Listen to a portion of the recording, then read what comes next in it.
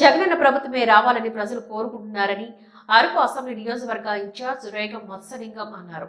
బుధవారం ఆయన వివిధ పంచాయతీలు పర్యటించారు.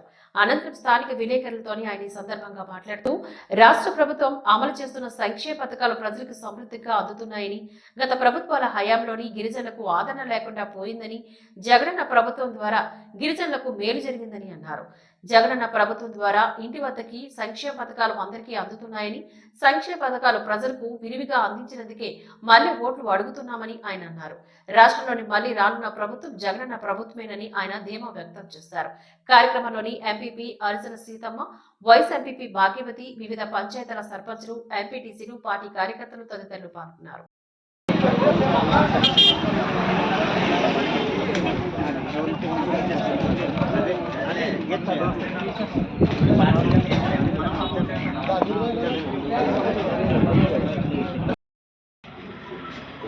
అరకువేలి మండలం పద్మాపురం పంచాయతీలో గ్రామదర్శనం చేయడం జరిగింది. గ్రామదర్శిలో ప్రతి ఇంటికి చేయడం జరిగింది. ఇంట్లో మేము మా కార్యకర్తలు కొంతమంది ఇంటికి జరిగింది. ఏ గ్రామంలో గల ఏ ఇంటికి వెళ్ళినా సరే ప్రతి ఒక్కరు జగనన్న యొక్క సంక్షేమ పథకాలని చూసి మళ్ళీ వైఎస్ఆర్ జగనన్న సీఎం కావాలనేటటువంటి నినాదంతో ప్రతి ఒక్కరు ఉన్నారండి.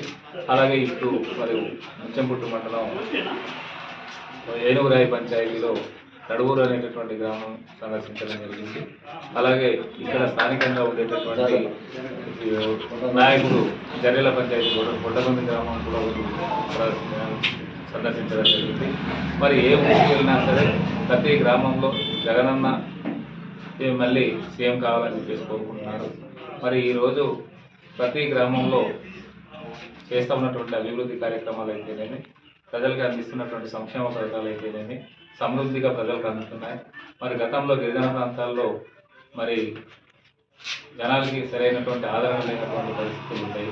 కానీ ఈరోజు మరి గిరిజనులు అనేటటువంటి ప్రత్యేకమైనటువంటి రాయితీలతో కూడినటువంటి ఈరోజు బీబీటీజీలకు అయితే మాత్రము గృహాలు కూడా మంజూరు చేయడం అనేటటువంటి జరిగింది. దాని మీద ఏంటంటే గతంలో మరి జగనన్న ప్రభుత్వం కన్నా ముందు తెలుగుదేశం ప్రభుత్వం ఉన్నప్పుడు ఎటువంటి సంక్షేమ పథకాలు ఇంత విరివిగా అందినటువంటి దాఖలాలు లేవు.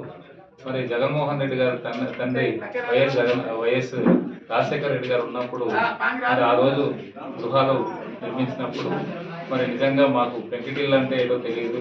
అలాగే అందరూ కూడా గడ్డి కొంపల్లోనే ఉండేవాళ్ళు. కానీ ఈరోజు ఏంటంటే మరి అందరూ కూడా స్లాబీలు కట్టుకునేటటువంటి స్థాయికి ఎదిగామంటే నిజంగా జగనన్న గారి హయాంలో ఇంత అభివృద్ధి అనేటటువంటిది